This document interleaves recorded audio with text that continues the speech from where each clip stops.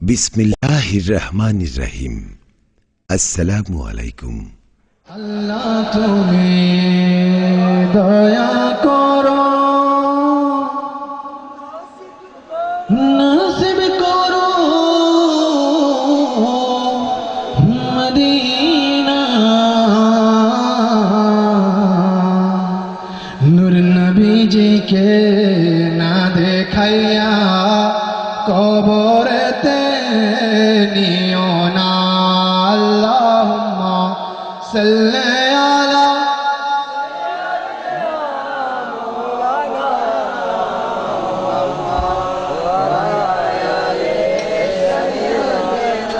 মাওলানা।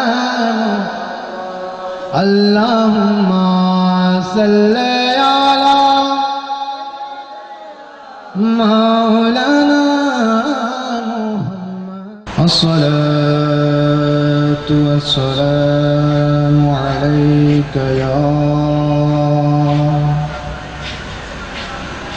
সাইয়্যিদি ইয়া রাসূলুল্লাহ। الصلاة والسلام عليك يا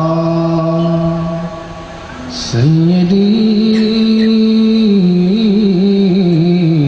يا حبيب الله. الصلاة والسلام عليك يا سيدي يا شفيع المذنبين. الصلاة والسلام عليك يا سيدي يا رحمة للعالمين. الحمد لله، الحمد لله رب العالمين، والعاقبة للمتقين، والصلاة والسلام على سيد الأنبياء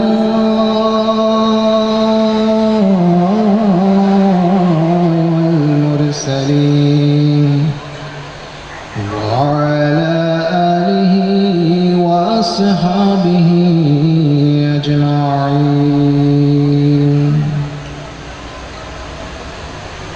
قال الله تعالى عز وجل في كلامه المجيد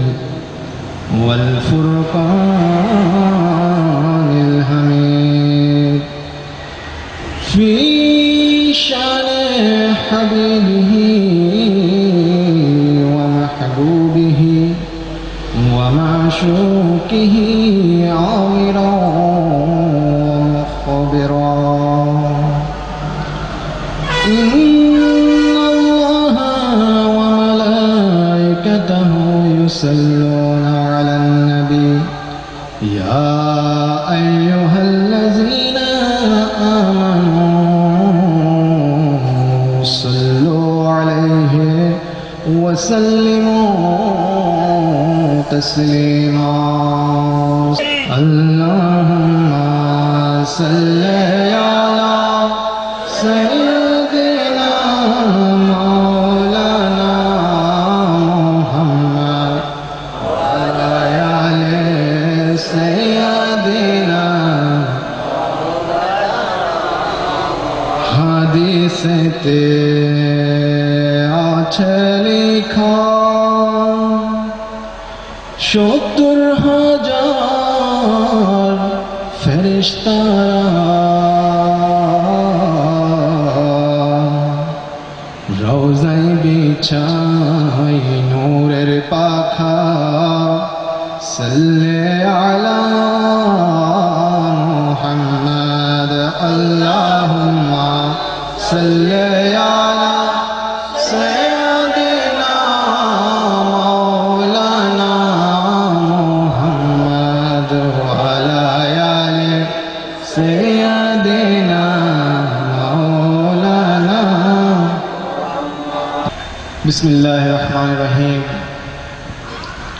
أقيموا الصلاة وآتوا الزكاة صدق الله المولانا العظيم وصدق رسوله النبي الحبيب الكريم অধ্যকার আয়োজিত আজকের এই পবিত্র মেরাজুন নবী সাল্লাল্লাহু আলাইহি ওয়াসাল্লাম এবং হুজুর হযরতে গরিব নওয়াজ আজমেরি সঞ্জরি রহমতুল্লাহ তাআলা আলাইহির উরস মুবারক উপলক্ষে আজিম শান আজকে এই মাহফিলের আমন্ত্রিত বিশেষ অতিথি রওনাকে দরবারে বারিয়া শাহজাদা আলহাজ সৈয়দ মৌলানা মোহাম্মদ সাইফুল ইসলাম বারি মুদ্দাজিল্লাহুল আলী সাহেব, বিশেষ করে আজকের এই মাহফিলে উপস্থিত আল্লাহ প্রেমিক, রসুল প্রেমিক, দেশ প্রেমিক, কোরআন প্রেমিক, সুন্নাহ প্রেমিক, হুজুর গরিব নওয়াজ প্রেমিক, 12 আউলিয়া প্রেমিক, 360 আউলিয়া প্রেমিক, আমার মুসলমান ইমানদার ভাইরা, বিশেষ করে মুরব্বী বাবারা, দাদার বয়সী দাদারা, বিশেষ করে আমার সমবয়সী কলেজ স্কুল মাদ্রাসার আমার সহপাঠী ছাত্র ভাইয়েরা, বিশেষ করে এই মাইকের আওয়াজ যে সকল ঘরের মধ্যে পৌঁছে যাচ্ছে আমার পর্দানসীন মা ও বোনেরা, আসসালামু আলাইকুম ওয়া রাহমাতুল্লাহি ওয়া বারাকাতুহু। সকলে বলি আলহামদুলিল্লাহ। আরেকটু আস্তে, আরেকটু আস্তে। পাশে পুলিশ স্টেশন, হয়তো একটু জোরে বললে ধরে নিয়ে যেতে পারে, এরকম নাকি? রবিউল আউয়াল মাসে শীত ছিল, শীতের কারণে হয়তো মুখ দিয়ে আওয়াজ বের কম হতো, কিন্তু এখন তো গরমকাল, তো এখন তো আওয়াজ বের না হওয়ার কোনো উপায়। তো আপনাদের আওয়াজ বের হয় না কেন? এই আওয়াজের মালিককে একটু উচ্চ আওয়াজে বলেন, আওয়াজের মালিককে। আল্লাহর সাথে কি আপনাদের কারো দুশ্মনী আছে, নাকি জায়গা জমি নিয়ে দ্বন্দ্ব আছে? আল্লাহ তুমি আমার এই জায়গা দাও নাই, তোমার সাথে আমার কি এরকম কোন সুযোগ আছে? এই বডির মালিক কে? শরীরের মালিক, হাতের মালিক। এই হাত আল্লাহর জন্য ওটাতে চাই কি চাই না? তাহলে ডান হাত তুলে বলে আল্লাহু আকবার, আরো উচ্চ আওয়াজ বলে আল্লাহু আকবার, আল্লাহু আকবার। ইয়া রাসূলুল্লাহ, ইয়া রাসূলুল্লাহ, আলহামদুলিল্লাহ, আলহামদুলিল্লাহ, ওয়া লা ইলাহা ইল্লাল্লাহ, আল্লাহু আকবার, ইয়া ওয়ালি আল্লাহ, ইয়া গরীব নওয়াজ। আমরা এই সকল জিকির করতে চাই কি চাই না? এই সকল জিকির করলে সওয়াব আছে কিনা? আমাদেরও সওয়াবের প্রয়োজন আছে কিনা? আল্লাহ পাক সওয়াব অর্জন করার সুযোগ এবং তৌফিক আমাদের সকলকে দান করুন। রজব মাস হচ্ছে আল্লাহর মাস, শাবান হচ্ছে নবীর মাস, রমজান হচ্ছে উম্মতের মাস। একটু লক্ষ্য করবেন যে উম্মত এবং আল্লাহর মাসের 2 মাসের মাঝখানে হচ্ছে আমার নবী। সকলে বলে সুবহানাল্লাহ। যদি প্রশ্ন করা হয় ইয়া রাব্বাল আলামিন, রজব এবং রমজানের মাঝখানে শাবান মাস দেওয়ার কারণ কি? আমার আল্লাহ পাক বলবেন, বান্দা তোমরা এখনো পর্যন্ত আমার নবীর শান আজমতকে বুঝতে পারলে না।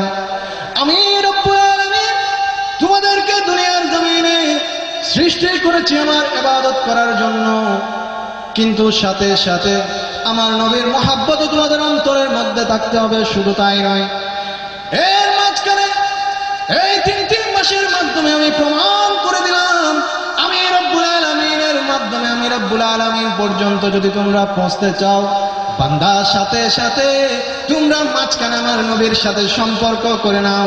যদি আমার নবীর সাথে সম্পর্ক করতে পারো, রব্বুল আলামিনের সাথে তোমাদের সম্পর্ক হয়ে যাবে। জোরে বলুন সুবহানাল্লাহ। আমরা আল্লাহর সাথে সম্পর্ক করতে চাই কি চাই না? আর উচ্চ আওয়াজে বলি চাই কি চাই না? আল্লাহর সাথে সম্পর্ক করতে চাইলে নবীর প্রয়োজন আছে কিনা? সেই নবীর মহব্বত আমরা চাই কি চাই না? নবীর নামের দরুদ পড়তে চাই কি চাই না? নবীর নাম জপলে আমাদের মজা লাগে কিনা? কেমন লাগে একটু দেখার দরকার আছে কিনা? ত্রিভুবনের প্রিয় মুহাম্মদ এলো রে দুনিয়ায়, রে সাগর আকাশ বাতাস দে বিজোদিয়া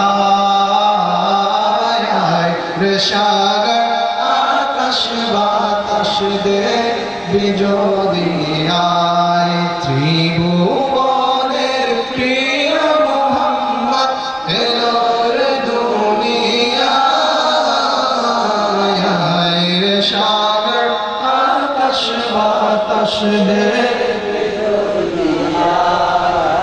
এই রজব মাস মেরাজের আলোচনা আপনারা শুনেছেন। এই মাসের মধ্যে মেরাজ হয়েছে তার ছোট্ট একটি অনেকগুলো কারণের মধ্যে একটি কারণ আপনারাও শুনেছেন। এবার আরেকটি কারণ হচ্ছে আপনার বাড়িতে যদি আপনার কোনো বন্ধুকে দাওয়াত করেন তাহলে কি আপনার নিজের বাড়িতে করবেন নাকি অন্য একজনের বাড়িতে করবেন? ধরেন আমাকে দাওয়াত দিলেন, এখন আমি যখন আসব তা আপনি কি নিজের বাড়িতে আমাকে নিমন্ত্রণ করবেন নাকি আপনার পার্শ্ববর্তী কোনো বাড়িতে নিমন্ত্রণ করবেন, নাকি আমাকে দাওয়াত দিয়ে আপনি অন্য বাড়িতে পালাবেন, এরকম নাকি? এই মাসটি হচ্ছে রজব মাস, আল্লাহর মাস। তাই রব্বুল আলামিন মেরাজুন নবী করেছেন এই রজব মাসের মধ্যে। চিৎকার দিয়ে বলেন সুবহানাল্লাহ। কারণ অন্য মাসের মধ্যে করেননি, এই মাসের মধ্যে করেছেন যেহেতু এটা আল্লাহর মাস। আল্লাহ পাক বুঝার তৌফিক দান করুন। রজব মাসের ফজিলত বরকত, মেরাজুন নবীর ফজিলত বরকত আমরা শুনে থাকি। আল্লাহ পাক আমল করার তৌফিক দান করুন। যেদিন মেরাজুন নবী হচ্ছে সেদিন আমার নবী আরাম করছিলেন, ঠিক কিনা? এটা আমাদের সকলের জানা, ঠিক না? আল্লাহ পাক রব্বুল আলামিন হযরত জিবরাইল আলাইহিস সালামকে সৃষ্টি করেছেন। সমস্ত শরীরের মধ্যে, তাহার সমস্ত বডির মধ্যে শুধুমাত্র দুইটি জিনিস, তাহার ঠোঁট মোবারক গুলা অত্যন্ত ঠান্ডা শীতল করে তিনি সৃষ্টি করেছেন। তাই একদিন হযরতে জিবরাইল আমিন আল্লাহ পাক রব্বুল আলামিনকে প্রশ্ন করলেন, ইয়া রাব্বাল আলামিন, ইয়া রাব্বাল আলামিন, আমি জিবরাইলকে আপনি সৃষ্টি করেছেন, কিন্তু আমার একটি প্রশ্ন রয়েছে। ইয়া রাব্বাল আলামিন, আমার শরীরের মধ্যে, সমস্ত বডির মধ্যে, জিসিমের মধ্যে আমার ঠোঁটগুলো এত ঠান্ডা করে সৃষ্টি করার কারণটা একটু জানতে চাচ্ছি। রব্বুল আলামিন ডাক দিয়ে বলেন, জিবরাইল, এই মুহূর্তে তোমার প্রশ্নের উত্তর দেওয়ার সময় হয়নি।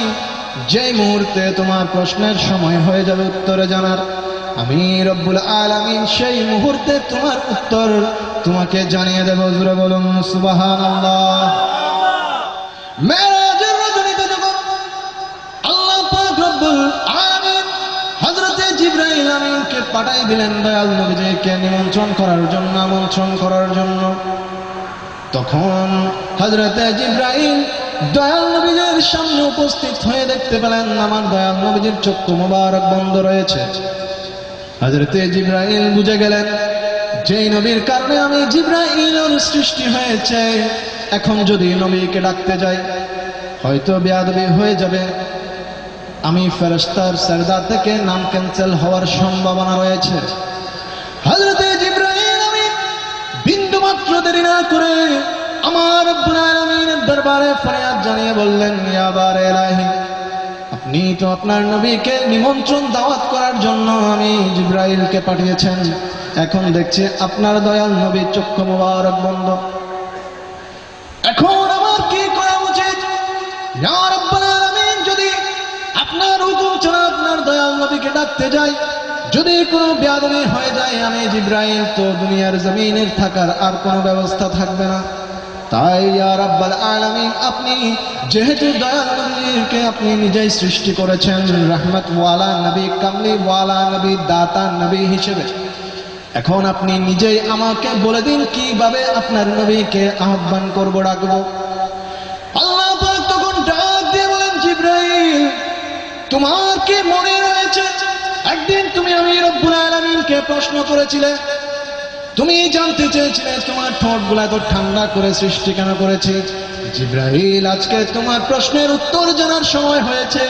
বিন্দুমাত্র দেরি না করে তোমার দুটি শীতল ঠান্ডা ঠোঁট দিয়ে আমার দয়াল নবীর কদম মুবারক গুলো চুমু খাও, তোমার শীতল ঠোঁট গুলা যদি আমার নবীর কদম মুবারকে লেগে যায়, সাথে সাথে দয়াল নবীর চক্ষু মুবারক খুলে যাবে। জোরে বলুন সুবহানাল্লাহ, আর উচ্চ আওয়াজ বলে সুবহানাল্লাহ।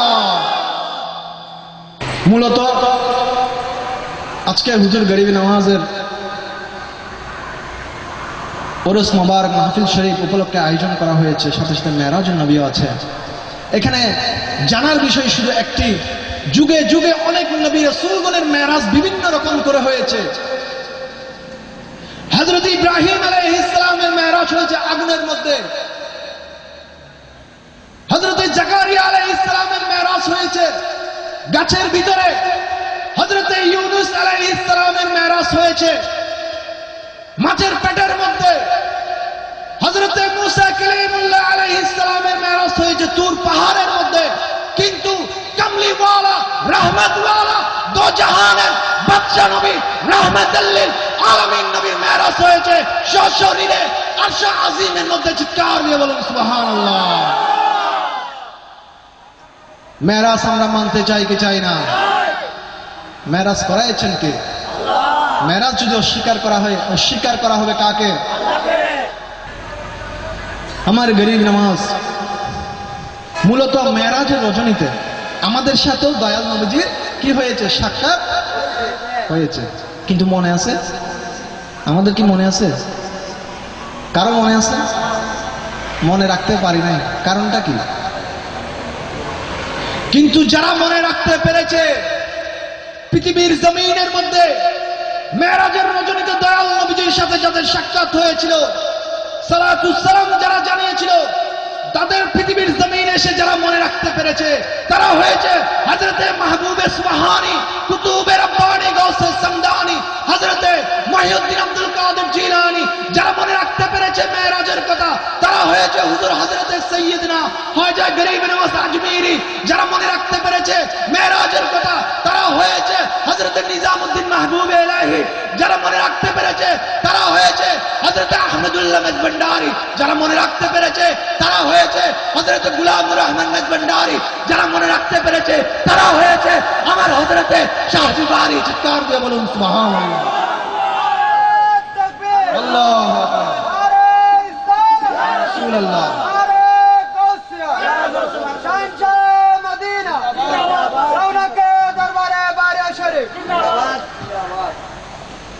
তাহলে তাহাদের সাথে কি আমাদের সাথে কোনো মিল আছে? আমাদের তো মনে নাই, কিন্তু কি তাহাদের মনে? আল্লাহ পাক আমাদেরকে মনে রাখার মতো করে আমল করার তৌফিক দান করুন। হুজুর গরিব নামাজ, আমরা তাহার ইন্তেকালের তারিখ সম্পর্কে আমাদের মধ্যে জানা রয়েছে 1 থেকে 6 তারিখ পর্যন্ত তাহার ওরস মোবারক হয়। এটি হচ্ছে তাহার ইন্তেকালের তারিখ। আর এই রজবের 14 তারিখ আমার হুজুর গরিব নামাজ দুনিয়ার জমিনে আগমন করেছেন। বলি সুবহানাল্লাহ। হুজুর গরিব নামাজের আব্বাজান হযরতে গিয়াসউদ্দিন হাসান তিনি ঘোষণা দিয়ে বলছেন, হ্যাঁ দুনিয়ার মানুষ তোমরা শুনে নাও, আমার সন্তান কোনো সাধারণ সন্তান নয়। রজবের 14 তারিখে যেদিন আমার ঘর আলোকিত করে আমার সন্তান মঈনুদ্দিন হাসান যেদিন আগমন করেছে, আমি সেদিন দেখতে পাচ্ছিলাম আকাশের মধ্য থেকে সুন্দর একটি নূরের তেজাল্লি সুন্দর করে করে আস্তে আস্তে আমার ঘরের মধ্যে প্রবেশ করছিল। সাথে সাথে নূর প্রবেশ করার মাধ্যমে আমার সন্তান খাজা মঈনুদ্দিন চিশতি দুনিয়ার জমিন আগমন করলো। জুড়ে বলুন সুবহানাল্লাহ। আমরা গরিব নামাজকে চাই কি চাই না? কেমন গরিব নামাজ? হযরতে মঈনুদ্দিন চিশতি খাজা আজমিরি কেমন একজন আল্লাহর বলে একটু জানার দরকার আছে। তাহার বয়স যখন 7 বছর। কয় বছর? 7 বছর। হুজুর গরিব নওয়াজের বয়স 7 বছরে যখন উপনীত হলেন, তাহার আব্বাজান হযরতে গিয়াসউদ্দিন হাসান তাহাকে হাত মোবারক দিয়ে ধরলেন, বলেন মঈনুদ্দিন চলো আমরা একটু ঈদগাহের দিকে যাব নামাজ আদায় করার জন্য। গরিব নওয়াজকে তার আম্মাজান সুন্দর করে সাজিয়ে দিয়েছেন, আতর গোলাপ চন্দন লাগিয়ে দিয়েছেন সুন্দর করে। কাপড় চোপড় পরিয়ে দিলেন। হুজুর গরিব নওয়াজ তাহার আব্বাজানের সাথে সাথে সুন্দর করে করে হেঁটে হেঁটে চলে যাচ্ছেন মসজিদের দিকে। যেতে যেতে এক মুহূর্তে আমার গরিব নওয়াজ দেখতে পেলেন ও একটি ছোট্ট শিশু, এতিম শিশু, কাপড় চোপড় ছাড়া একটি শিশু রাস্তার পাশে দাঁড়িয়ে কান্না করছে। এমন মুহূর্তে গরিব নওয়াজ ওই ছোট্ট শিশুকে দেখে নিজের আব্বাজানের হাত ছেড়ে দিয়ে ওই শিশুর কাছে চলে গেলেন। গরিব নওয়াজও কিন্তু শিশু তখন, কয় বছর মনে আছে? ওই শিশুকে দেখার সাথে সাথে গরিব নওয়াজ ওই শিশুর সম্মুখে চলে গেলেন, সামনে চলে গেলেন। সামনে গিয়ে ওই শিশুকে জিজ্ঞেস করলেন, তুমি কান্না করছো কেন? আমার গরিব নওয়াজকে দেখে ওই শিশুর কান্না আরো বেড়ে গেল। আমাদের যখন একটু কষ্ট লাগে, কেউ যদি বলে কি তোমার কি খারাপ লাগতেছে, কষ্ট লাগছে, এটা বললে কিন্তু আবেগ থেকে আর একটু কি চলে আসে, কান্না চলে আসে। ওই শিশুর কান্না দেখে আমার গরিব নওয়াজ, হ্যাঁ শিশু তুমি কান্না করছো কেন, কি তোমার হয়েছে আমাকে একটু জানাও। ওই শিশু বললেন, পৃথিবীর জমিনে আমার মাও নাই, বাবাও নাই, আপন বলতে আমার কেউ নাই। ঈদের দিন আজকে, ঈদের দিন মুসলমানদের জন্য আনন্দের দিন, কিন্তু আমার দুনিয়ার জমিনে আপন বলতে কেউ নাই। তাই একটি নতুন জামা পরার জন্য সামর্থ্য তৌফিক আমার নাই, কেউ আমাকে দেয়নি। এই দুঃখে এই কষ্টে এখানে দাঁড়িয়ে দাঁড়িয়ে আমি কান্না করছি। তখন এই কথা শুনে হুজুর গরিব নওয়াজ বললেন, সঙ্গিস্তানের জমিনের মধ্যে আমি মঈনুদ্দিন হাসান যতদিন পর্যন্ত থাকবো এই জমিনের মধ্যে কোনো গরিবের উপর অত্যাচার হবে না, কোনো গরিব অসহায় বোধ করবে না। এই কথা বলে হুজুর গরিব নওয়াজ ছোট্ট শিশুকে হাত ধরে ঘরের দিকে রওনা হলেন। এসেছিলেন নামাজের জন্য, নামাজের দিকে না গিয়ে ছোট্ট শিশুকে নিয়ে সাথে সাথে ঘরের দিকে রওনা হয়ে গেলেন। ঘরে গিয়ে মাকে ডাক দিলেন, মা। আমাদের মা আছে কিনা? অনেকের আছে, অনেকে মা ডাকটা কি খুব মধুর, বলা ঠিক না, যদিও মার কথা চলে আসছে, না বলেও পারছি না। এই মুহূর্তে আমি আলোচনা করছি, হয়তো মাইকের আওয়াজ কিন্তু আমার বাসায়ও পৌঁছে যাচ্ছে। সবসময় একটা জিনিস লক্ষ্য করেছি, আমি একটা হোক দুটা হোক মাহফিল থেকে আসা পর্যন্ত আমার মা খাবার নিয়ে আমার জন্য বসে থাকে। তো শুধু এটা হচ্ছে আমার ক্ষেত্রে নয়, প্রত্যেকজন মানুষের, যাদের নাই হয়তো তারা একটু বেশি বোঝে, কিন্তু যাদের আছে তাদের হয়তো বোঝাটা কম হয়, কিন্তু যেদিন হয়তো চলে যায় সেদিন বুঝতে পারে। আল্লাহ পাক আমাদেরকে মায়ের খেদমত করার তৌফিক দান করুক। পৃথিবীর জমিনে শুধুমাত্র বলা হয়েছে কার পায়ের নিচে? বেহেশতে কার পায়ের নিচে? আমরা মায়ের পায়ের নিচে ওই বেহেশতে যেতে চাই কি চাই না? আর উচ্চ আওয়াজে বলি চাই কি চাই না? তাহলে সেই বেহেশতে পাওয়ার জন্য মায়ের খেদমত করতে হবে কি হবে না? আমরাও মায়ের খেদমত করতে চাই কি চাই না? মায়ের খেদমত হয়তো অনেকের মনের মধ্যে আসতে পারে, আমার মা তো দুনিয়ার জমিনে নেই, আমি কিভাবে মায়ের খেদমত করব? কিন্তু সেই বিষয়ে আমার দয়াল নবীজি বলে দিয়েছেন, তোমার হয়তো মা নেই, তোমার হয়তো বাবা নেই, কারো মা হয়তো পুকুর পাড়ে, কারো মা হয়তো ওই মসজিদের পাশে একটি কবরস্থানে শুয়ে আছে, কি জাহান্নামের আগুনের মধ্যে আছে না জান্নাতের মধ্যে আছে আমরা কেউ জানি না। হ্যাঁ আমার উম্মতেরা, তোমরা জেনে নাও,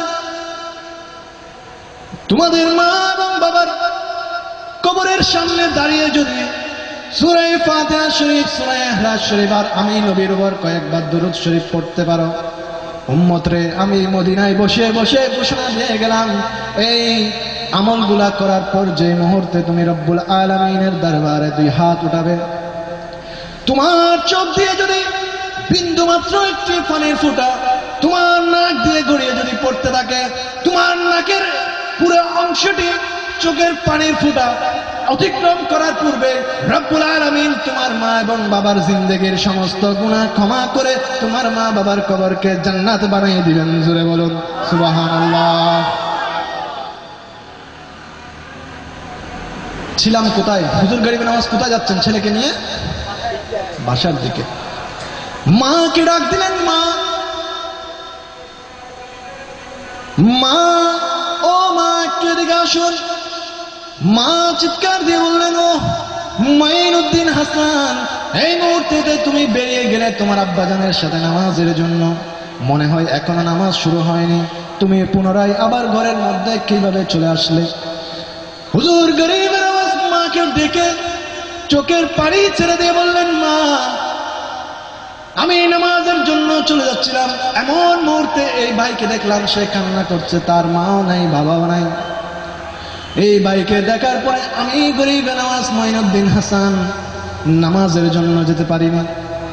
মা, আপনি যেরকম সুন্দর করে আমি মাইনুদ্দিন হাসানকে আপনি সুন্দর করে সাজিয়ে দিয়েছেন, নামাজের জন্য আতর গোলাপ লাগিয়ে দিয়েছেন, মা, এই মুহূর্তে আপনি এই ছোট্ট এতিম শিশুকে আপনার সন্তান বানিয়ে ওই সুন্দর সুন্দর আমার পক্ষ থেকে কাপড় চোপড় পরিয়ে তাকে নামাজের জন্য প্রস্তুত বানিয়ে দিন। জোরে বলুন সুবহানাল্লাহ।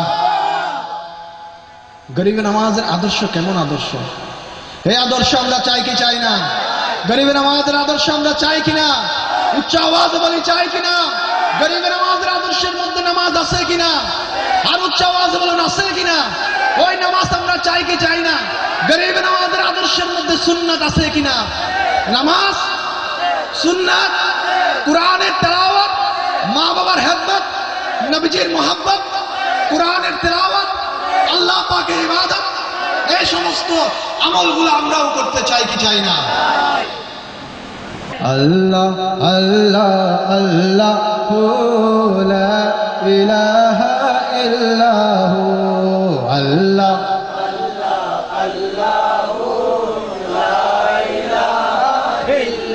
ইয়া রহমানু ইয়া আল্লাহ, ইয়া রহিমু ইয়া আল্লাহ, আল্লাহ আল্লাহ আল্লাহ। আমার গরিব নামাজের বয়স যখন 13.5 বছর, তখন তাহার আব্বাজান ইন্তেকাল করেন। কয় বছর? 13.5, অর্থাৎ 13 বছর 6 মাস। এর পরবর্তীতে আবার 6 মাস পরে তাহার আম্মাজানও ইন্তেকাল করেন। সকলে বলি ইন্না লিল্লাহি ওয়া ইন্না ইলাইহি। এটা পড়তে কি ভয় লাগে?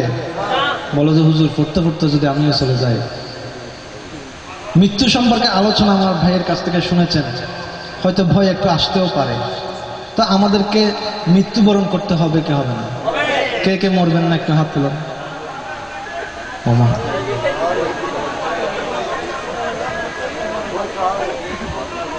আলোচনা বুঝতে হবে। সবাইকে কি হবে? মরতে। পুলিশ মরবে কিনা? র্যাব, বিডিআর, আর্মি, নাকি তাদের কাছে কি আছে? অস্ত্র আছে, সেজন্য মালাকুল মত আসবে না?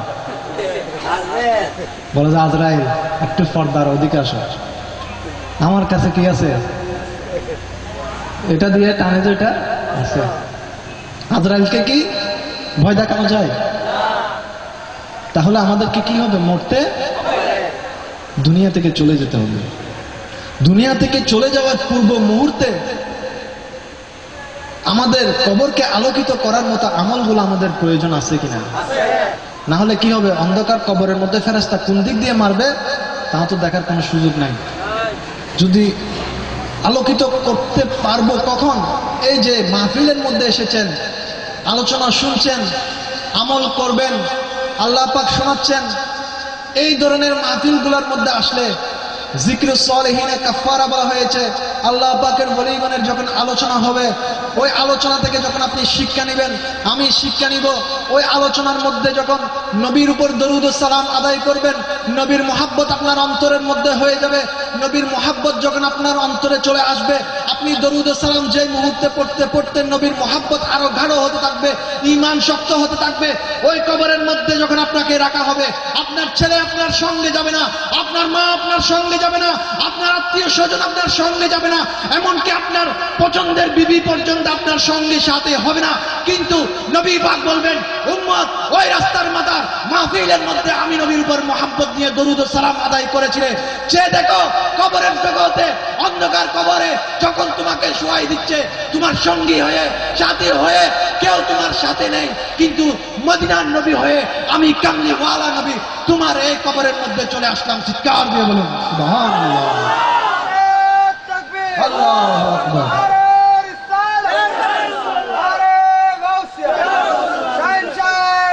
জিন্দাবাদ জিন্দাবাদ।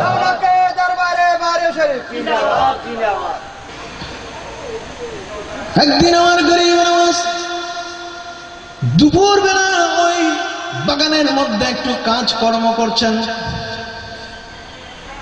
এমন মুহূর্তে একজন বৃদ্ধ লোক ওই বাগানের দিকে আসতে লাগলেন।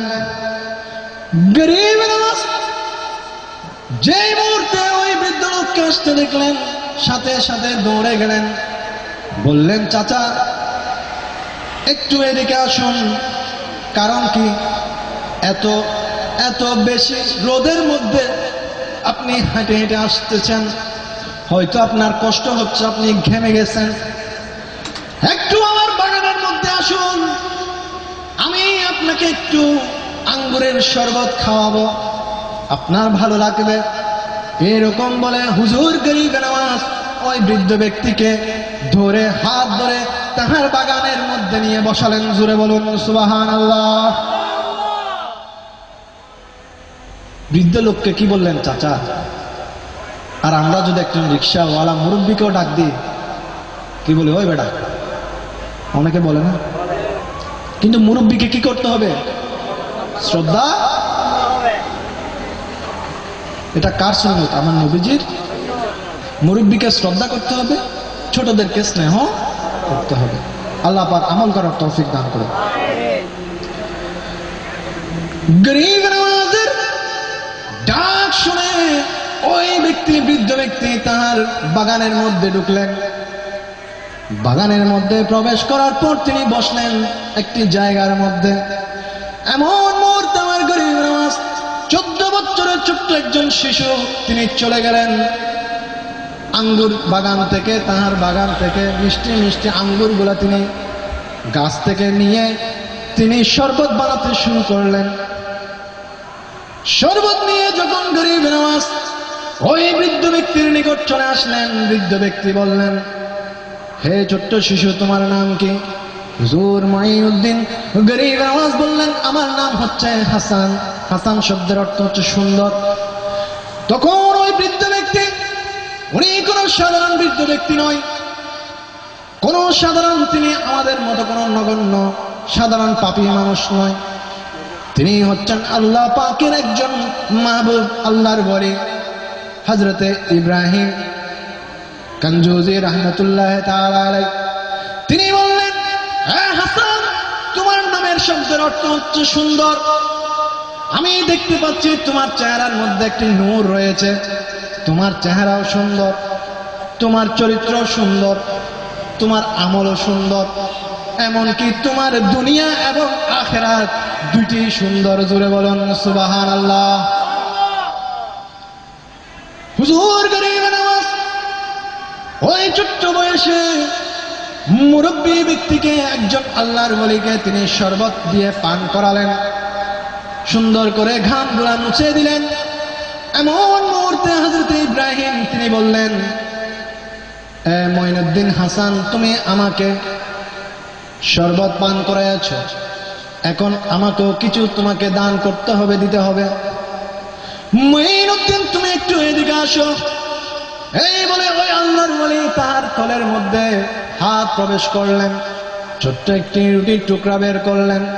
রুটির টুকরা বের করে সেটি মুখের মধ্যে নিজের জবানের মধ্যে দিয়ে চাবিয়ে নিলেন, নরম করে নিলেন। নরম করার পরে জবান মুবারক থেকে সেটি যখন বের করলেন, বললেন মঈনুদ্দিন হাসান তুমি একটু এইটা খেয়ে ফেলো। হুজুর গরিব নওয়াজ বিন্দু মাত্র কোনো কথা না বলে ওই রুটির টুকরা নিয়ে বিসমিল্লাহ বলে তিনি জবান পাকের মধ্যে দিয়ে দিলেন। জবানের মধ্যে যখন দিয়ে দিলেন, ওই রুটির টুকরা মুখ পেটের মধ্যে পড়ার সাথে সাথে হুজুর গরিব নওয়াজের কলব মুবারক পরিবর্তন হতে লাগলো।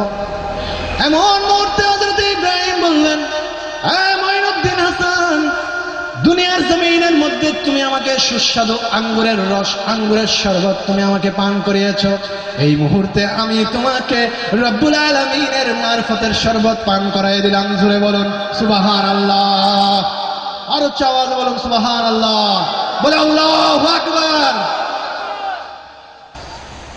হুজুর গরিব নওয়াজ যখন তার পীরের সাথে হযরত সৈয়দনা উসমান হারুনি, তিনি কে?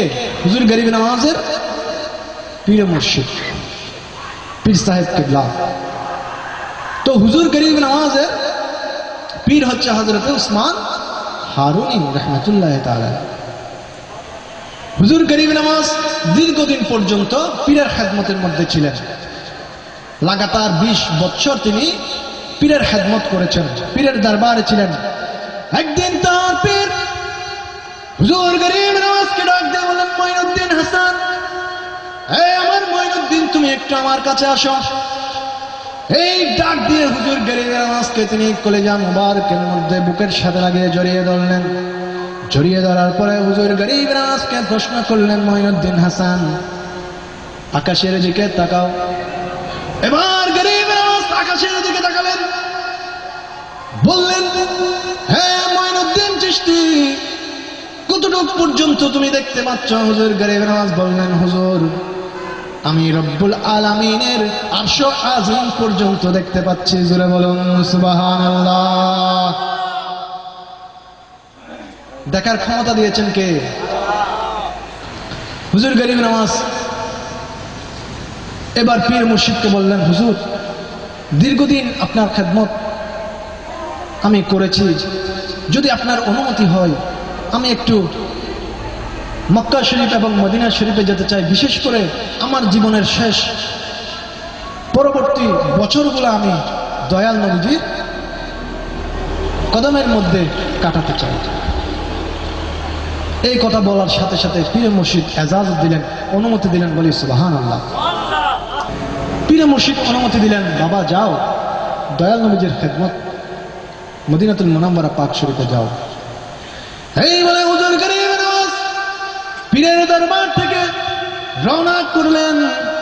যেতে যেতে তিনি মক্কাতুল মুকাররমার মধ্যে পৌঁছে গেলেন, বাইতুল্লাহ শরীফের মধ্যে পৌঁছে গেলেন।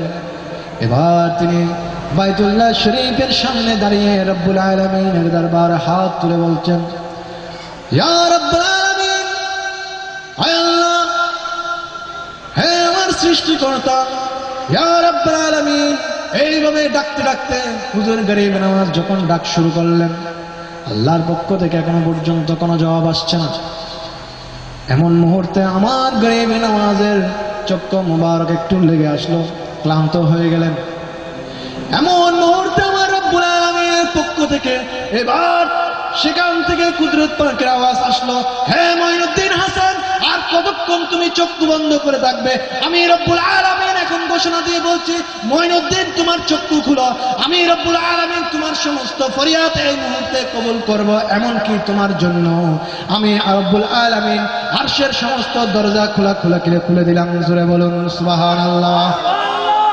এমন মুহূর্তে আমার হুজুর গরিব নওয়াজ চক্ষু মুবারক করলেন, খুলে রব্বুল আলামিনের দরবারে ডাক দিয়ে বললেন, ইয়া রাব্বুল আলামিন। এই ডাক শুনে আমার আল্লাহ পাক বলছেন, মঈনুদ্দিন তুমি কি চাও? মঈনুদ্দিন তুমি কি চাও? এই কথা বলতে দেরি হুজুর গরিব নওয়াজ বললেন, ইয়া রাব্বুল আলামিন, তোমার দরবারে আমি টাকা পয়সা ধন সম্পদ কিচ্ছু চাই না আল্লাহ, আমি শুধু এইটুকু চাই, ইয়া রাব্বুল আলামিন, কিয়ামত পর্যন্ত আমার কিছু গুনাহগার ভক্ত থাকবে, আশিক থাকবে।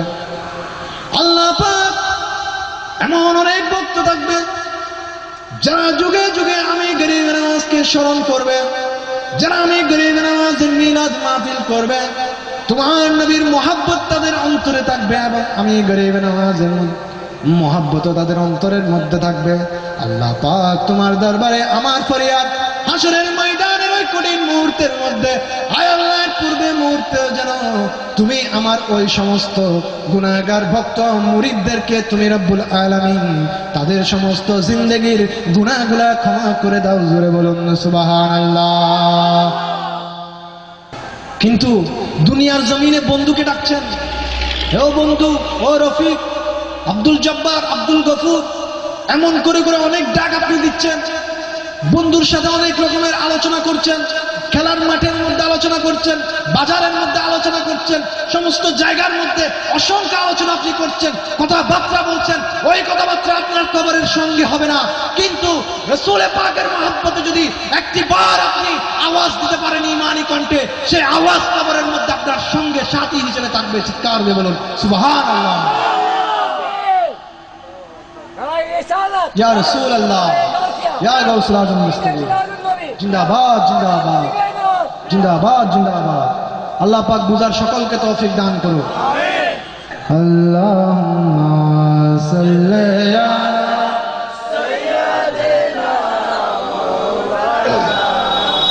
মুহাম্মাদ ওয়া আলা আলি সাইয়্যিদিনা মাওলানা মুহাম্মদ। ইয়া রাসূলুল্লাহ হাবিবা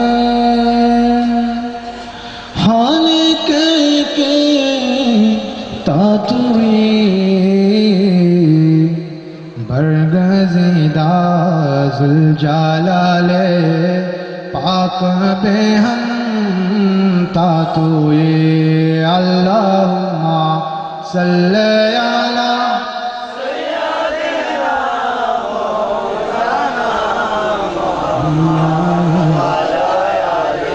সাইয়্যিদিনা মাওলানা। এবার মক্কাতুল মুকাররমার মধ্যে আল্লাহ পাক রব্বুল আলামিনের সাথে ওয়াদাবদ্ধ হওয়ার পর হুজুর গরিব নওয়াজ চলে যাচ্ছেন কোথায়? সোনার আরেকটু চাওয়াজে। আমরা সেই মদিনা চাই কি চাই না? আর আওয়াজ দিয়ে বলি চাই কি চাই না? আর আওয়াজ দিয়ে বলি মদিনা ওয়ালা নবীকে চাই কি চাই না? ডান হাত তুলে বলি চাই কি চাই না? আল্লাহু আকবার। ইয়া রাসূলুল্লাহ, ইয়া গাউসুল আজম মুস্তাফা। আমার গরিব নওয়াজ চলে যাচ্ছেন মদিনাতুল মুনাওয়ারা পাক শরীফের মধ্যে, যেহেতু তিনি এসেছেন নবীজির গোলামি করার জন্য। এইবার তিনি গিয়ে পৌঁছলেন সোনার মদিনাতুল মুনাওয়ারা পাক শরীফের মধ্যে। হুজুর গরিব নওয়াজ যে মুহূর্তে পৌঁছলেন, একদিন, দুই দিন, তিন দিন যাওয়ার পর আমার দয়াল নবীজির রওজায়ে পাক শরীফ থেকে আহ্বান জানানো হলো। মসজিদে নববীর ইমামের মাধ্যমে দয়াল নবীজি আহ্বান করলেন, মঈনুদ্দিন হাসান নামে একজন ব্যক্তি রয়েছে, তাকে আমার রওজার পাকের মধ্যে পাশে পাঠাও, কাছে পাঠাও। নবীজি কিন্তু তখন দুনিয়াতে জাহিরি ভাবে বলেন না। হুজুর গরিব নওয়াজ যখন 583 খ্রিস্টাব্দে, তখন আমার দয়াল নবীজি জাহিরি ভাবে দুনিয়ার মধ্যে, কিন্তু কথা বলার, নবীজি যে জিন্দা রয়েছেন সেটি প্রমাণ করার জন্য মসজিদের ইমাম সাহেবকে দিয়ে হুজুর গরিব নওয়াজকে ডেকে পাঠানো হলো যে মঈনুদ্দিন হাসান নামে একজন ব্যক্তি বর্তমানে মসজিদে নববী শরীফের মধ্যে রয়েছে, তাকে একটু আহ্বান করো, তাকে একটু ডাকো। বলি সুবহানাল্লাহ। আমার নবী জিন্দা কিনা? আর আওয়াজ দিয়ে বলি জিন্দা কিনা? নবীজিকে জিন্দা রাখার মালিক কে? আল্লাহ যদি নবীকে জিন্দা রাখে আমাদের কিছু করার আছে? আমরা নবীজি জিন্দা সেটি মানতে চাই কি চাই না? কামলিওয়ালা নবীর মুহাব্বতে দরুদ ও সালাম চাই কি চাই না? নবীর মেরাজুন নবী মাহফিল চাই কি চাই না? নবীর জন্য মিলাদুন নবী মাহফিল চাই কি চাই না? আল্লাহ পাক করার তৌফিক দান করুন। নবীজি আহ্বান করলেন, হুজুর গরিব নওয়াজকে ডাক দিলেন। হুজুর গরিব নওয়াজ গেলেন। হুজুর গরিব নওয়াজ আমার দয়াল নবীর রওজায়ে সামনে উপস্থিত হয়ে তিনি সালাতু সালাম দিতে লাগলেন। ও আমার ইমানদার ভাইরা, আমরাও নবীকে সালাতু সালাম দিতে চাই কি চাই না? আরেকটু আওয়াজ দিয়ে বলুন, চাই কি চাই না? আসসালাতু ওয়াসসালামু আলাইকা ইয়া রাসূলুল্লাহ, আসসালাতু ওয়াসসালামু আলাইকা ইয়া হাবিবাল্লাহ, আসসালাতু ওয়াসসালামু আলাইকা ইয়া রাসূলুল্লাহ, अस्सलातु वस्सलाम। इस तरफ जो नूर है तो उस तरफ भी नूर है, इस तरफ जो नूर है तो उस तरफ भी नूर है। जर्रा जर्रा सब जहां का, जर्रा जर्रा सब जहां का नूर से मामूर है। नूर वाला आया है, नूर लेकर आया है, नूर वाला आया है, नूर लेकर आया है। सारे आलम में ये देखो कैसा नूर छाया है। अस्सलातु वस्सलामु अलैका या रसूल अल्लाह, अस्सलातु वस्सलामु अलैका या हबीब अल्लाह, अस्सलातु वस्सलामु अलैका या रसूल अल्लाह, अस्सलातु সালাতু সালাম দেওয়ার পরে হুজুর করিমের নামাজকে আমার দয়াল নবীজি ডাক দিয়ে বলেন, মঈনুদ্দিন, এই মুহূর্তে তুমি মদিনাতুল মুনাওয়ারা পাক শরীফের মধ্যে এসেছো বাকি জীবনটুকু আমার দরবারে কাটানোর জন্য। মঈনুদ্দিন, তুমি হচ্ছ আমার বংশধর, হযরতে আলীর বংশধর, হযরতে ইমাম হাসান হুসাইন রাদিয়াল্লাহু তাআলা আনহুর বংশধর। মঈনুদ্দিন, তুমি এই মুহূর্তে মদিনা শরীফের মধ্যে থেকে তোমার সময় আর নষ্ট করো না। আমি নবী তোমাকে হুকুম দিচ্ছি, হ্যাঁ মঈনুদ্দিন গরিব নওয়াজ, খাজা আজমিরি চিশতি, জালতুকা, আমি তোমাকে হুকুম দিচ্ছি, সুলতান আল হিন্দ, আমি নবী তোমাকে এই মুহূর্তে মদিনাতুল মুনাওয়ারা পাক শরীফ থেকে হিন্দুস্তানের জমিনের বাদশাহ তোমাকে বানিয়ে দিলাম। জোরে বলুন সুবহানাল্লাহ। বাদশাহ বানানোর মালিক কে? আমার নবী বলেন, বাদশাহ বানানোর মালিক কে? নবী। আল্লাহ পাক বানাবেন, ওসিলা কে? নবীর জবান পাক থেকে যখন বের হয়েছে আল্লাহ পাকের দরবারে কবুল হয়েছে। হুজুর গরিব নওয়াজ বাদশাহ হয়ে গেলেন কোথায়? হিন্দুস্তানের জমিনের। জোরে বলুন সুবহানাল্লাহ। জালতুকা সুলতান আল হিন্দ, আমি তোমাকে আজমির শরীফ অর্থাৎ হিন্দুস্তানের জমিনের বাদশাহ বানাইলাম। ইজহাব ইলাল হিন্দ, হে মঈনুদ্দিন, এই মুহূর্তে তুমি হিন্দুস্তানের দিকে চলে যাও। এবার গরিব নওয়াজ ডাক দিয়ে বলেন, আয়াকা ইয়া রাসূলুল্লাহ, ইয়া হাবিবাল্লাহ, হিন্দুস্তান কি জিনিস? হিন্দুস্তানের নাম কখনো শুনিনি, জীবনেও দেখিনি। হিন্দুস্তান কোথায়? হিন্দুস্তান এটি হচ্ছে একটি আমার জন্য নতুন শব্দ। কোথায় গেলে আমি হিন্দুস্তান পাবো, কিভাবে পাবো? ইয়া রাসূলুল্লাহ, হিন্দুস্তানের জমিন চিনি না। কোথায় গেলে আজমির শরীফ, কোথায় গেলে হিন্দুস্তান, তা আমি কিচ্ছু জানি না। এই মুহূর্তে আমি আপনার হুকুমে কিভাবে, কোথায় গিয়ে, কেমন করে ওই হিন্দুস্তানের জমিনে পৌঁছবো ইয়া রাসূলুল্লাহ? এবার আমার দয়াল নবী ডাক দিয়ে বলেন, মঈনুদ্দিন, বিন্দু মাত্র তুমি চিন্তা করার কোনো অবকাশ নাই, চিন্তা করার কোনো কারণ নাই। এই মুহূর্তে আমি তোমাকে একটি ফল দিচ্ছি, এই ফলের দিকে তুমি নজর করো। এই ফলের দিকে তুমি নজর করে দেখো, শুধু হিন্দুস্তানের জমিন নয়, কুল কায়নাতের সমস্ত জাহানের ম্যাপ আমি রাসূল করিম সাল্লাল্লাহু আলাইহি ওয়াসাল্লাম এই মুহূর্তে তোমার হাতের মধ্যে দিয়ে দিলাম। জোরে বলুন সুবহানাল্লাহ। আর উচ্চ আওয়াজ বলুন সুবহানাল্লাহ। আল্লাহু আকবার, আল্লাহু আকবার।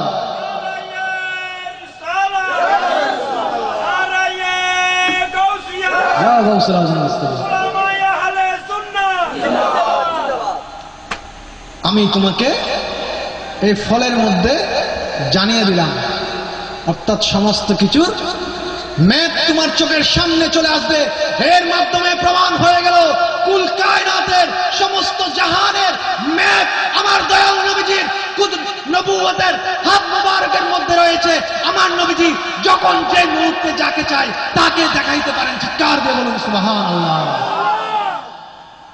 আমার নবীজির হাত মুবারকের মধ্যে আছে, আমরা মানতে চাই কি চাই না? আমরা বিশ্বাস করি কিনা? আমরা বিশ্বাস করতে চাই কি চাই না? আল্লাহ পাক বিশ্বাস করার এবং বোঝার তৌফিক দান করুন। হুজুর গরিব নওয়াজ ম্যাপ যখন দেখে নিলেন, এই মুহূর্তে আমার গরিব নওয়াজ দয়াল নবীজির সামনে চোখ মুবারকের পানিগুলো ছেড়ে দিলেন। আমার দয়াল নবী বললেন, হে মঈনুদ্দিন চিশতি, কেন তুমি কান্না করছো? কি বিষয় তোমাকে কান্না করাচ্ছে? কেন তোমার চোখের পানিগুলো বের হচ্ছে? আমাকে একটু জানাও। এবার গরিব নওয়াজ নিজের কান্না করতে করতে করুণ সুরে, কান্নার সুরে তিনি বললেন, আয়াকা ইয়া রাসূলুল্লাহ, আমি আপনাকে জানাতে চাই কোন বিষয় আমাকে কাঁদাচ্ছে। ইয়া রাসূলুল্লাহ, বড় শখ নিয়ে বড় আশা নিয়ে আপনি নবীর খেদমত করার জন্য আমি মদিনাতুল মুনাওয়ারা পাক শরীফের মধ্যে আগমন করেছিলাম, কিন্তু এই মুহূর্তে আপনি আমাকে হিন্দুস্তানের সুলতান বানিয়ে পাঠিয়ে দিচ্ছেন আপনার মসজিদ নববী পাক শরীফ থেকে, মদিনাতুল মুনাওয়ারা পাক শরীফ থেকে আমাকে চলে যেতে হচ্ছে হিন্দুস্তানের জমিনের দিকে। ইয়া রাসূলুল্লাহ, হিন্দুস্তানের জমিন কত দূর? অনেক দূর, এত দূর যে আমি যদি মুহূর্তের মধ্যে আমি যদি কখনো আশা পোষণ করি মদিনাতুল মুনাওয়ারা শরীফের মধ্যে আসার জন্য, ইয়া রাসূলুল্লাহ, আমি তো আসার কোনো সুযোগ থাকবে না। আপনি নবীর সাথে কিভাবে আমি সাক্ষাৎ করব? এবার আমার দয়াল নবী বলে দিলেন, হ্যাঁ মঈনুদ্দিন চিশতি, তুমি বিন্দু মাত্র চিন্তা করো না, আমি রাসূল তোমাকে মদিনার জমিনে বসে রওজায়ে পাক শরীফ থেকে তোমাকে হুকুম দিয়ে জানিয়ে দিচ্ছি, হিন্দুস্তানের জমিনে তুমি চলে যাও। যেই মুহূর্তে তুমি আমি নবীকে তুমি মনে মনে ইয়াদ করবে, সাথে সাথে ওই মুহূর্তে আমি নবী তোমার সামনে উপস্থিত হয়ে যাব। জোরে বলুন সুবহানাল্লাহ, আর উচ্চ আওয়াজ বলুন সুবহানাল্লাহ। নবীজি আসার ক্ষমতা আছে কিনা? আসার ক্ষমতা দিয়েছেন কে? নবীজি আসার ক্ষমতা আছে, এই মুহূর্তে আছে কিনা? বিশ্বাস হয়? ফেরেশতা আছে কিনা? কয়জন দেখছেন? কখনো নারুটি খাওয়াইছেন? সকালবেলা কি লাগবে নারুটি খাওয়ান না? আপনার থেকে নারুটি বুঝে নাই কখনো, তা আপনি কেমনে জানেন? বলছেন দেখেন নাই, তারপরে মানেন। নারুটি খাওয়ান নাই, তারপরে মানেন। চাউলের বস্তা যদি কাঁদেনি তাহলে তো দুই পাশে দুইটা থাকলে কিন্তু হাঁটার কোনো সুযোগ, কিন্তু এই দুইজন ফেরেশতা বসে আছে, কোনো অনুভব হয়? দেখা যায়? তো যদি ফেরেশতাকে যদি দেখা না যায়, আমার দয়াল নবীজিকে কিভাবে দেখা যাবে? নবীকে দেখার জন্য চোখের প্রয়োজন, নবীকে দেখার জন্য চোখের প্রয়োজন। আর সেই চোখ আমাদের মতো কোনো চোখ নয়। নবী দেখা যায় হযরতে গৌসে পাকের চোখে, নবী দেখা যায় গরিব নওয়াজের চোখে, নবী দেখা যায় হযরতে শাহে আমানতের চোখে, নবী দেখা যায় আমার হযরতে শাহজি বারির চোখে। চিৎকার দিয়ে বলুন সুবহানাল্লাহ, আল্লাহু আকবার।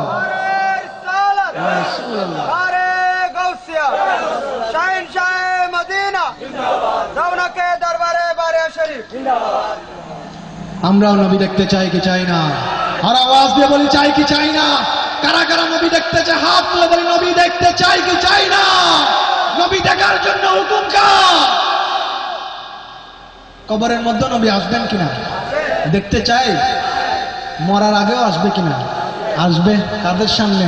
যারা মিলাদে আসছে, কাদের সামনে? যারা মিলাদুন নবী করে, কাদের সামনে? যারা মেরাজুন নবী করে, কাদের সামনে? যারা আল্লাহর ওলির দরবারে যায়, কাদের সামনে? যারা কখনো জুয়া খেলে নাই, কাদের সামনে? যারা কখনো ঘুষ খায় নাই, কাদের সামনে?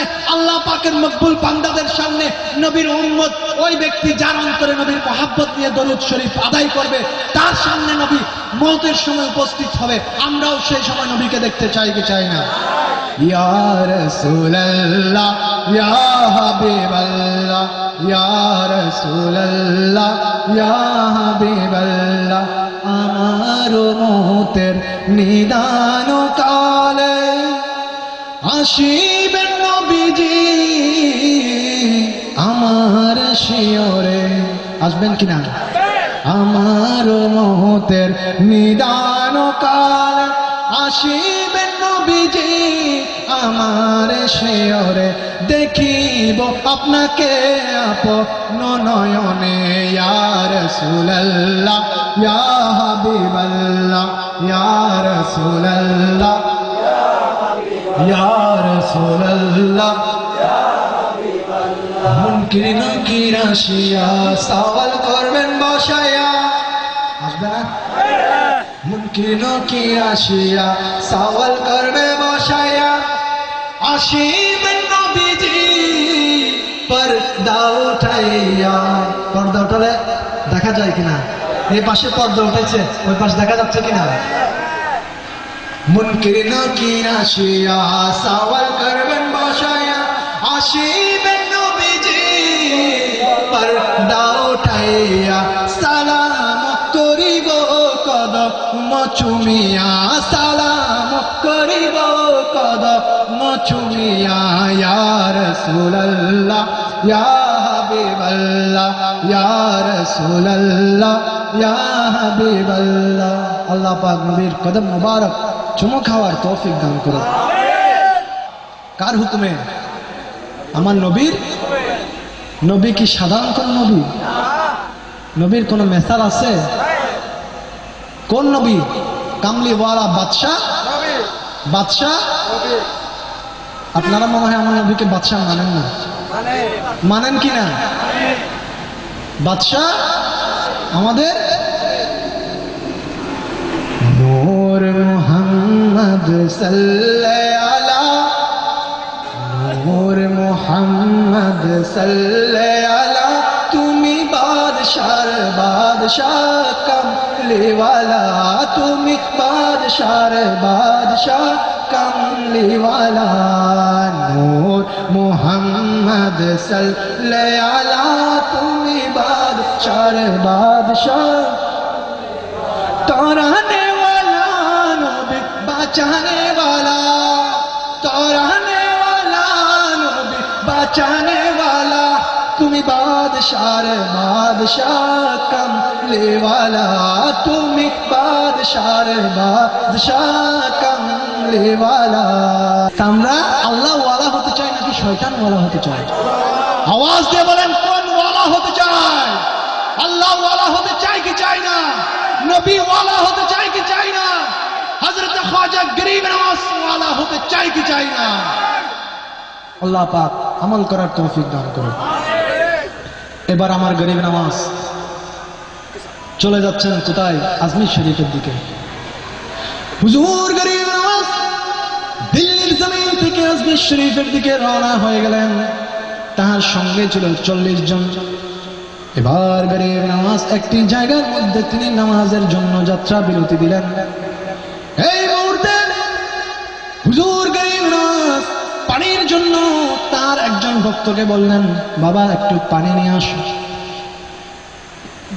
আশেপাশে একটু খোঁজ করে দেখো যদি একটু পানি পাওয়া যায়, একটু ওযুর জন্য পানি নিয়ে আসো। একজন লোক, একজন ব্যক্তি, একজন ভক্ত, একজন আশিক, একজন মুরিদ চলে গেল পানির জন্য। পানির তালাশ করতে করতে এক পর্যায়ে একটি গ্রামের কাছাকাছি সে পৌঁছে গেল। পৌঁছে গিয়ে দেখতে পেল কিছু মানুষ একটি অগ্নিকুণ্ডকে সামনে রেখে তারা পূজা করছে। এটি কোনো সাধারণ অগ্নি নয়, শত শত বছর পর্যন্ত যে অগ্নি তারা জ্বালিয়ে আসছে, কখনো নিভতে দেয়নি। সেই অগ্নি যারা পূজা করছে, এমন মুহূর্তে ওই ব্যক্তি গিয়ে, ওই মুরিদ গিয়ে বললেন, আপনাদের কাছে একটু পানি চাই। তারা বললেন কিসের জন্য? বললেন পানি দেওয়ার জন্য। একটু পানি তালাশ করছে, কারণ আমাদের নামাজের ওয়াক্ত হয়েছে, আজান হবে, ওযু করতে হবে, নামাজ হবে। তারা অস্বীকার করে বলে দিল পানি তোমাদেরকে দেওয়া যাবে না।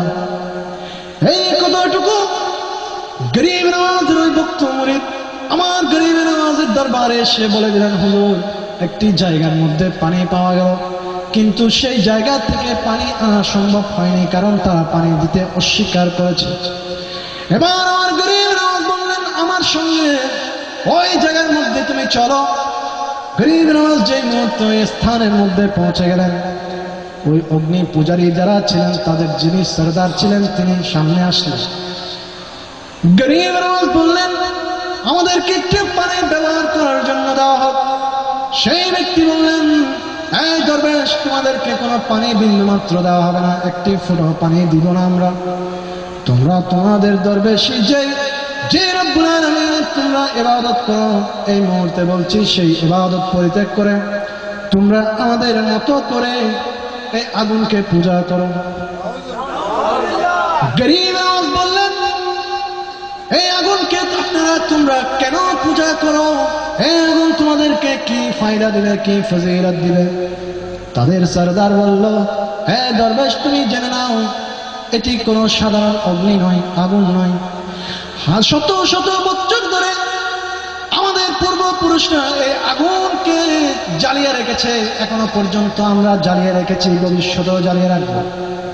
তাই এই আগুনকে আমরা ওই জন্য পূজা করি, কারণ এই আগুন যেন পরবর্তীতে পরকালে মওতের পরে যেন এই আগুন দিয়ে আমাদেরকে জ্বালানো না হয়, তাই আমরা এই আগুনকে পূজা করছি। গরিব নওয়াজ শোনার পরে কথাটি আমার গরিব নওয়াজ ডাক দিয়ে বলেন, তোমাদেরকে আমি জানাতে চাই, যদি তোমাদের এত বেশি বিশ্বাস থাকে এই আগুন তোমাদেরকে রক্ষা করবে, যদি পরবর্তী সময়ে রক্ষা করতে পারে তাহলে এই মুহূর্তে রক্ষা করতে পারবে, এর একটি প্রমাণ তোমরা আমাকে দেখাও।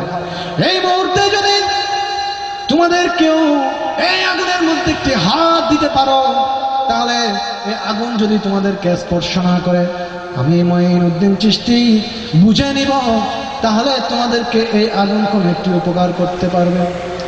এই কথাটুকু শোনার পরে ওই অগ্নি পূজারী ওই সরদারের মনের মধ্যে ভয় ভয় ভীতি চলে আসলো, কারণ সে জানতো এই আগুন তার কোনো উপকার করবে না।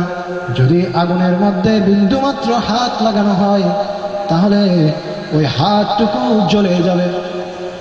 এই কতটুকু তার মনের মধ্যে আসার কারণে সে আবার উল্টা বলছে, এই দরবেশ, তোমাকে আমি জানাতে চাই, যদি তোমার আল্লাহ পাক এত ক্ষমতাবান হয়ে থাকে তাহলে তুমি একটু নিজের হাতকে এই আগুনের মধ্যে দিয়ে দাও।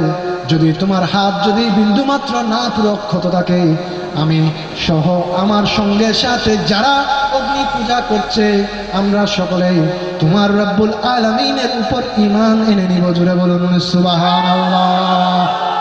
যুগে যুগে আল্লাহর শান ও আজমত রক্ষা করার মালিক কে? আর উচ্চ আওয়াজ বলি কে?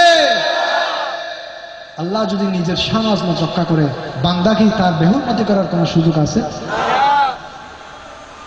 আল্লাহ পাক বুঝার তৌফিক দান করুন। এবার গরিব নওয়াজ ডাক দিয়ে বলেন, আপনি পূজারীদের সরদার, এই মুহূর্তে আমি গরিব নওয়াজ হুকুম দিচ্ছি, যদি তুমি তোমার কথার মধ্যে থাকো, তুমি বলেছো তুমি ঈমান আনবে, আমার রব্বুল আলামিনের উপর তুমি ঈমান আনবে, এই কথাটুকু তুমি বলেছো, তাহলে এই মুহূর্তে আমি গরিব নওয়াজ বলছি, হ্যাঁ তুমি শুনে নাও, আমি গরিব নওয়াজের হাত নয়, আমি গরিব নওয়াজের একটি জুতা পর্যন্ত তোমার এই শত শত বছরের অগ্নি, আমার একটি জুতা জ্বালানোর কোন সাহস শক্তি তার মধ্যে নাই। জুড়ে বলুন সুবহানাল্লাহ। এই বলে হুজুর গরিব নওয়াজ নিজের ডান পা মুবারকের জুতা মুবারকটুকু ওই আগুনের মধ্যে নিক্ষেপ করে দিলেন। নিক্ষেপ করার সাথে সাথে শত শত বছরের সমস্ত আগুন একেবারে নিভিয়ে গেল। নিভিয়ে যাওয়ার সাথে সাথে সমস্ত ব্যক্তি এই দৃশ্য দেখার পর হুজুর গরিব নওয়াজের সম্মুখে এসে ওই অগ্নি পূজারী সরদার হুজুর গরিব নওয়াজের কদম মুবারক ঝাপটে ধরে নিলেন। ঝাপটে তার কদম মুবারক ধরে বললেন, ইয়া দরবেশ গরিব নওয়াজ, আমাদের ভুল হয়েছে, আমরা ক্ষমা প্রার্থী, আমরা ক্ষমা চাই। এই মুহূর্তে আমরা চাই রব্বুল আলামিনের ওই সুন্দর একটি যে ধর্মকে আল্লাহ পাক ইন্নাদ দীনা ইনদাল্লাহিল ইসলাম বলেছেন, আপনি মেহেরবানি করে আপনার নূরানি জবানে এই মুহূর্তে আমাদের সকলকে ওই মধুর বাক্যটি পড়িয়ে দিন, লা ইলাহা ইল্লাল্লাহু মুহাম্মাদুর আরো একবার বলি লা ইলাহা ইল্লাল্লাহু মুহাম্মাদুর রাসূলুল্লাহ। সকলে বলুন সাল্লাল্লাহু। বিশেষ করে অবশেষে একটি হাদিস শরীফ টেনে আমি শেষ করে দিচ্ছি আলোচনা। আমার দয়াল নবীজি বলেছেন, হাসরের ময়দানে আমার কিছু ভিআইপি উম্মত থাকবে, তাদেরকে মিজান ছাড়া, ফুলসিরাত ছাড়া তাদেরকে জান্নাতে পাঠানো হবে। বলি সুবহানাল্লাহ। কি থাকবে? ভিআইপি উম্মত। তাহলে এখানে একটু যোগ করতে চাই, যদি কোনো প্রধানমন্ত্রী স্টেডিয়ামের মধ্যে খেলা দেখতে যায়, তাহলে তার কাছে কি আপনি টিকিট চাইবেন? যদি কেউ টিকিট চায়, বলে যে তুই চাকরি শেষ। যে কোনো মন্ত্রী মিনিস্টার হোক, তার কাছে টিকিট চাওয়ার কোনো সুযোগ কোন স্টেডিয়ামের কর্মকর্তা, সে যেরকম কর্মকর্তা হোক, পুলিশ হোক, র্যাব হোক, সেনাবাহিনী হোক, যেই হোক না কেন। তো এটি আসলে উপমা না, এটি উপমা হচ্ছে বুঝার জন্য। আমার দয়াল নবীজি বলছেন, হাসরের ময়দানের মধ্যে আমার কিছু ভিআইপি উম্মত থাকবে, যাদেরকে জান্নাতের মধ্যে প্রবেশ করানো হবে বিনা হিসেবে। এবার ওই হাদিস শরীফ টেনে হযরত খাজা মুঈনুদ্দিন চিশতি খাজা আজমেরি বলছেন, তাসকিরাতুল মুঈনের মধ্যে হুজুর গরিব নওয়াজ বলছেন, যেই মুহূর্তে হাসরের ময়দানের মধ্যে আমার দয়াল নবীজি আমাকে ডাক দিয়ে বলবেন, হে মুঈনুদ্দিন আমার বংশধর, হে আমার উম্মত, আমার মুঈনুদ্দিন, যাও তুমি, আমি রাসূলের জান্নাতের মধ্যে তুমি প্রবেশ করো। জোরে বলুন সুবহানাল্লাহ। হুজুর গরিব নওয়াজ বলছেন, যে মুহূর্তে আমার দয়াল নবী আমাকে ডাক দিয়ে বেহেশতের মধ্যে যাওয়ার জন্য বলবেন, আমি গরিব নওয়াজ দয়াল নবীজির খেদমতে পড়ে গিয়ে বলবো, ইয়া রাসূলুল্লাহ, আয়াকা ইয়া হাবিবাল্লাহ, ইয়া রাসূলুল্লাহ, আমি মুঈনুদ্দিন চিশতি খাজা আজমেরি ওই জান্নাতের মধ্যে ততক্ষণ পর্যন্ত প্রবেশ করতে পারবো না। আসলে আপনারাই বলুন, যারা স্কুলের মধ্যে অনেক সময় আমরা গিয়েছি, মাদ্রাসায় গিয়েছি, অনেক সময় স্কুলের মাধ্যমে আমরা শিক্ষা সফরে গিয়েছি, ট্যুরে গিয়েছি। তো যারা শিক্ষা সফরের মধ্যে, আমার এখানে যদি কোনো টিচার ভাইরা, চাচারা থাকেন, তারা বলতে বেশি পারবেন, এবং স্টুডেন্ট ভাইরা বলতে পারবেন, যদি শিক্ষক ওই ট্যুরের মধ্যে যায়, তাহলে সর্বপ্রথম শিক্ষক ওই ট্যুরে সমস্ত ছাত্রদেরকে গাড়িতে তুলে দিয়ে তারপরে কিন্তু নিজে উঠে। কারণ দায়িত্ব কার উপর? শিক্ষকের। আপনারা কি বুঝতে পেরেছেন? অনেকে বুঝতে পারে না। আপনাকে বুঝতে পেরেছেন? শিক্ষক পরে উঠে, কারণ দেখে নিচ্ছে সকালে উঠেছে কিনা।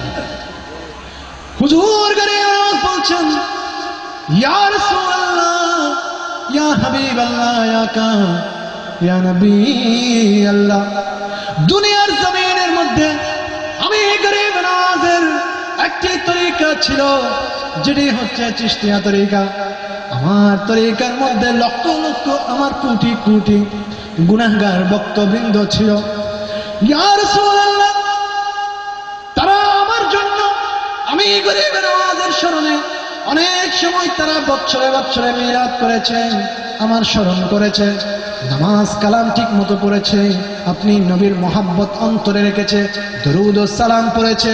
এমন মুহূর্তে হাসরের ময়দানের মধ্যে আমার ওই কোটি কোটি, আমার লক্ষ লক্ষ ওই সকল ভক্তবৃন্দকে পিছনে রেখে আমি গরিব নওয়াজ ওই জান্নাতের মধ্যে বিন্দু মাত্র প্রবেশ করব না। জোরে বলুন সুবহানাল্লাহ। হুজুর গরিব নওয়াজ বলছেন, ইয়া রাসূলুল্লাহ, আমার সমস্ত ভক্তবৃন্দদেরকে যেই মুহূর্তে জান্নাতের মধ্যে প্রবেশ করানো হবে, আমি গরিব নওয়াজ সকলকে প্রত্যেককে জান্নাতের মধ্যে ঢুকাই দিয়ে প্রবেশ করিয়ে শেষ পর্যন্ত অবশেষে শেষ ব্যক্তি হিসেবে আমি গরিব নওয়াজ আপনার জান্নাতের মধ্যে প্রবেশ করে নিব। জোরে বলুন সুবহানাল্লাহ। আমরা গরিব নওয়াজের সাথে জান্নাতে প্রবেশ করতে চাই কি চাই না? হাত তুলে বলি, চাই কি চাই না? গরিব নওয়াজের আদর্শ আমরা চাই কি চাই না? গরিব নওয়াজ আছে যেখানে, বলুন আমরা আছি। গরিব নওয়াজ আছে যেখানে, আমরা আছি। আল্লাহ পাক বুঝার তৌফিক দান করুন। অবশেষে আল্লাহ পাক আজকের এই হাজিরকে কবুল আর মঞ্জুর করুক। আল্লাহ পাক প্রত্যেক বছরে বছরে এইভাবে গরিব নওয়াজের শানে আমাদেরকে মিলাদ ও কিয়ামের মাহফিলের আয়োজন করার আল্লাহ পাক তৌফিক দান করুক। আল্লাহ পাক আজকের মাহফিলকে কবুল আর মঞ্জুর করুক। বিশেষ করে আমার যে সকল ভাইরা কষ্ট করে নিজেদের অর্থ সামর্থ্য যার যার অনুসারে 1 2 3 4 যে যতটুকু পেরেছে আর্থিকভাবে শারীরিকভাবে যেভাবে শরিক হয়েছে, বিশেষ করে যারা মাহফিলে শরিক না হয়েও মাহফিলকে এসে সুন্দর করেছে, জান্নাতের বাগান বানিয়েছে, আল্লাহ পাক তাদের জীবনকেও এরকম সুন্দর করে দিক। আল্লাহ পাক গরিব নওয়াজের ফয়জাত বরকত আমাদেরকে দান করুন। এবার আসুন সকলে দয়াল নবীজির শানে মহাব্বত একটু সালাতু সালাম দিই। ইয়া নবী